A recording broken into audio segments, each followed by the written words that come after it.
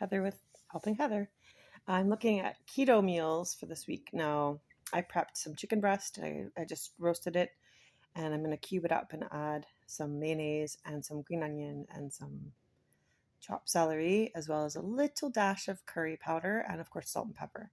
And that's going to be paired alongside salad or lettuce leaves for lunches for the next couple days for me. My family's got buns for that. And then I also did a bunch of hard-boiled eggs, which is a nice option for me to just grab. I can turn them into deviled eggs, which is a little bit more satisfying, but I'll just pop about 3 hard-boiled eggs, and I'll take a pack of mixed salt and pepper to when I peel, then I kind of sprinkle the salt and pepper on each bite and eat it that way for hard-boiled eggs.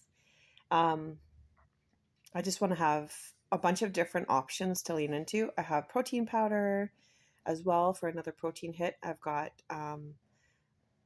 made sugar-free raspberry jam, and so I have yogurt, sugar-free raspberry jam. I can just do that, or I can do basil seeds and make chia pudding or basil seed pudding with the raspberry and all of that as well. So that's a plan, and I'm going to do a veggie tray, and I'm going to make some ranch dip. And so I have my own powdered ranch mix. It's a mix of salt and pepper, garlic powder, onion powder, dried chives, and dried dill.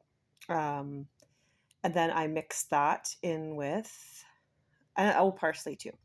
I mix that in with, I beat half and half sour cream and mayonnaise, and I put a dash of lemon juice in, and I mix about 2 to 3 tablespoons of the dried powder in with about half a cup, or a cup and a cup.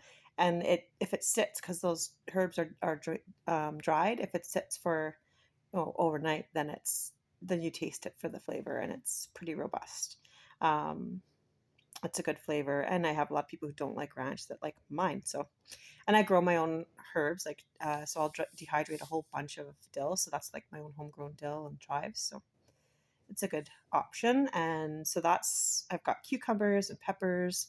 Um, yeah, and I've got like an aged cheese and some dips and some bacon puffs. And so that's what I'm going to lean into the first couple days of the week.